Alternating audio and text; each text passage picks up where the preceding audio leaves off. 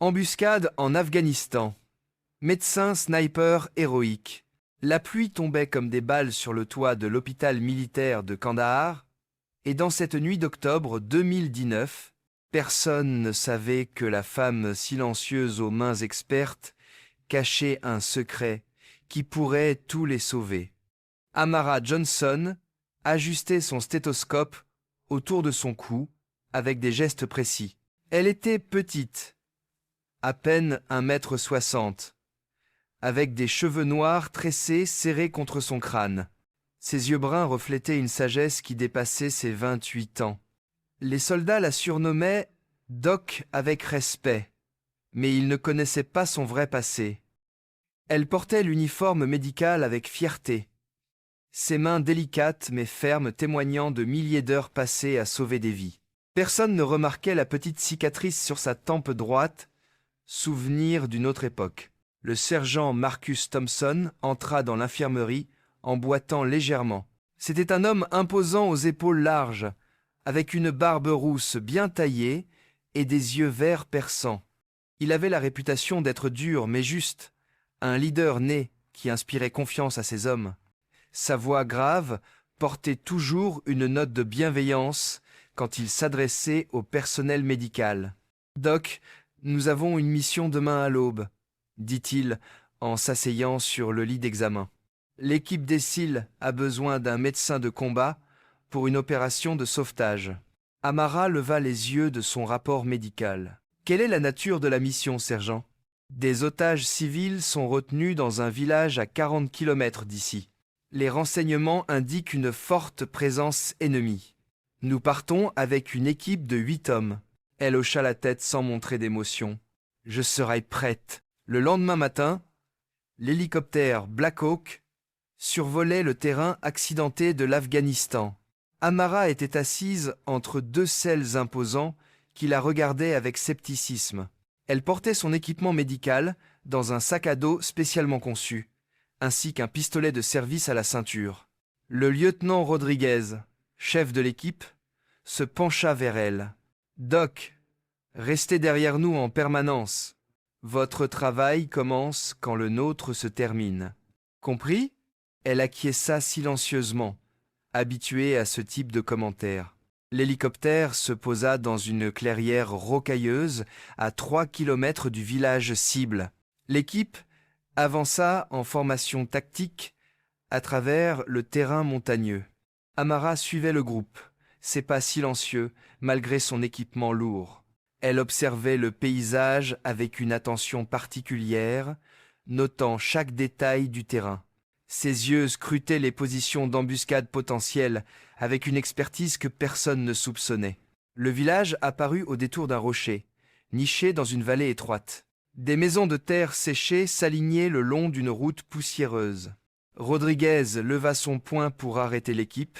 « Objectif en vue », murmura-t-il dans son micro. Pas de mouvement visible. Trop calme à mon goût. Amara sentit son instinct s'éveiller, une sensation familière qu'elle avait essayé d'oublier. Quelque chose n'allait pas dans cette mission. L'équipe descendit vers le village en utilisant les rochers comme couverture. Soudain, des coups de feu éclatèrent de toutes les directions. C'était une embuscade parfaitement orchestrée. Les balles sifflaient autour d'eux, frappant les pierres avec des étincelles. « Contact! Contact !» cria Rodriguez dans sa radio. « Nous sommes encerclés !» 2 SEAL tombèrent immédiatement, touchés par les tirs de précision. Amara se précipita vers le premier blessé, un jeune soldat qui saignait abondamment de la cuisse. Elle sortit son matériel médical avec des gestes rapides et sûrs. « Reste avec moi, soldat », dit-elle calmement, malgré le chaos autour d'eux. Ses mains travaillaient avec une précision chirurgicale pour arrêter l'hémorragie. Les balles continuaient de pleuvoir, mais elle restait concentrée sur son patient. Le deuxième blessé gémissait à quelques mètres, une balle dans l'épaule. « Doc, on doit bouger !» hurla Thompson par-dessus les tirs. « Ils nous ont dans leur ligne de mire !» Amara termina rapidement le bandage du premier soldat. Elle rampa vers le second blessé, sous le feu ennemi. Une balle passa si près de sa tête qu'elle sentit le déplacement d'air. Elle ne s'y la même pas, totalement focalisée sur sa mission. « Tu vas t'en sortir », murmura-t-elle au soldat blessé, en appliquant une compresse sur sa plaie. L'intensité des tirs augmentait, les ennemis resserrant leur étau. Rodriguez essayait désespérément de coordonner une contre-attaque. « Nous avons besoin de support aérien », cria-t-il dans sa radio.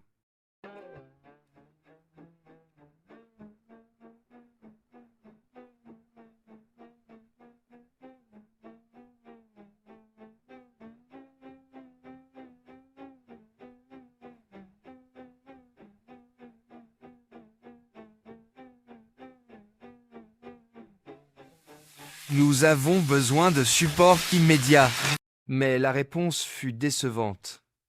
Négatif, support indisponible pour les 30 prochaines minutes. La situation devenait critique. 3 hommes étaient blessés et les munitions commençaient à manquer. Amara termina de soigner le 2e blessé et évalua rapidement la situation tactique. Son regard professionnel balaya le terrain, identifiant les positions ennemies avec une précision troublante. Elle compta au moins 12 tireurs embusqués dans les maisons et sur les toits. « Sergeant Thompson », appela-t-elle calmement. Les tireurs d'élite sont positionnés sur 3 bâtiments principaux. Maison Bleue à 2 heures, Bâtiment Blanc à 10 heures et la Tour de Guet à 11 heures.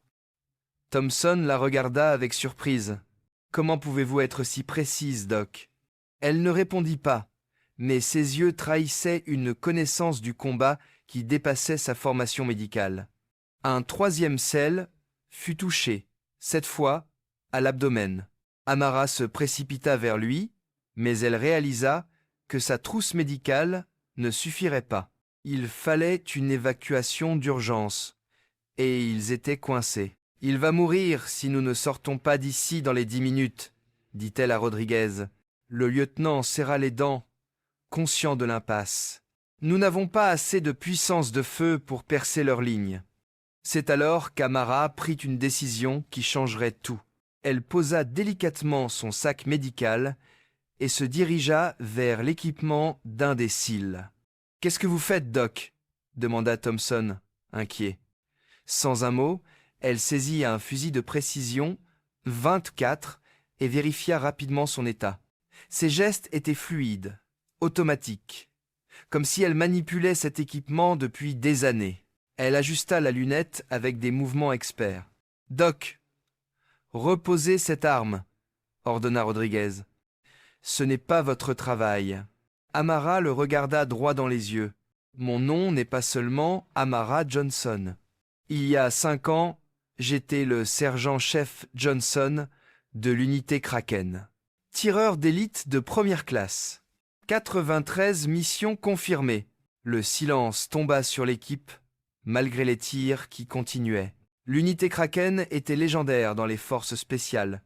Une équipe fantôme dont l'existence était officiellement niée. « Impossible !»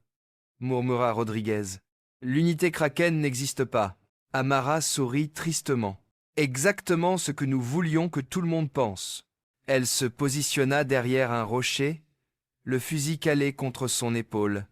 Son corps adopta instinctivement la posture parfaite du tireur d'élite. Sa respiration s'est ralentit, son rythme cardiaque se stabilisa. Le chaos autour d'elle sembla s'estomper. Elle était de nouveau dans sa zone, cet état de concentration absolue qu'elle connaissait si bien. Le premier tir résonna. Le tireur embusqué dans la maison bleue s'effondra. 2e tir. L'homme sur le toit blanc bascula dans le vide. Les selles regardaient, médusées, cette petite femme qui transformait le cours de la bataille. 3e tir. Le sniper dans la tour de guet disparut. « Impossible !» répéta Rodriguez, mais cette fois avec admiration. Amara continua méthodiquement, éliminant les tireurs ennemis un par un. Chaque tir était précis, calculé, mortel. Elle ne gaspillait pas une seule balle. En moins de 3 minutes, elle avait neutralisé 8 cibles. La pression ennemie diminua drastiquement. Maintenant, cria-t-elle. Mouvement vers l'extraction. L'équipe se déplaça rapidement, transportant les blessés. Amara couvrait leurs arrières avec une précision chirurgicale. Elle alternait entre son rôle de médecin et celui de tireur d'élite avec une fluidité déconcertante. « Support médical pour Johnson », appelait-elle, tout en ajustant un bandage. Puis, sans transition, cible à 3 heures, neutralisée.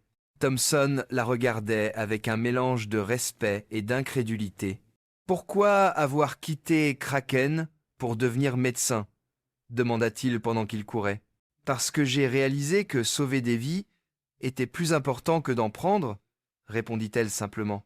Ils atteignirent la zone d'extraction juste au moment où l'hélicoptère arrivait. Amara aida à charger les blessés, vérifiant leurs signes vitaux avec attention. Ses mains, qui venaient de manier un fusil avec une précision mortelle, redevenaient douces et soignantes. Une fois dans l'hélicoptère, elle se concentra entièrement sur ses patients. Elle surveillait leur respiration, ajustait les perfusions, murmurait des mots d'encouragement. Le soldat le plus gravement blessé ouvrit les yeux. « Doc, vous nous avez sauvés, » murmura-t-il faiblement. « Non, » répondit-elle en vérifiant son pouls. « Nous sommes sauvés ensemble. C'est ça, le travail d'équipe. » Rodriguez s'approcha d'elle. « Johnson, Amara, pourquoi ne pas nous avoir dit qui vous étiez vraiment ?» Elle leva les yeux de son patient. « Parce que ce n'est plus qui je suis. J'étais une arme. Maintenant je suis un guérisseur. C'est un choix que j'ai fait. » Thompson hocha la tête avec respect. « Mais vous avez gardé vos compétences. Au cas où. »« Les compétences, oui, » admit-elle. « Mais pas l'identité. Aujourd'hui était une exception. Une nécessité. » L'hélicoptère atterrit à la base et Amara supervisa personnellement le transfert des blessés vers l'hôpital. Elle passa les heures suivantes en chirurgie, sauvant la vie du soldat le plus gravement atteint.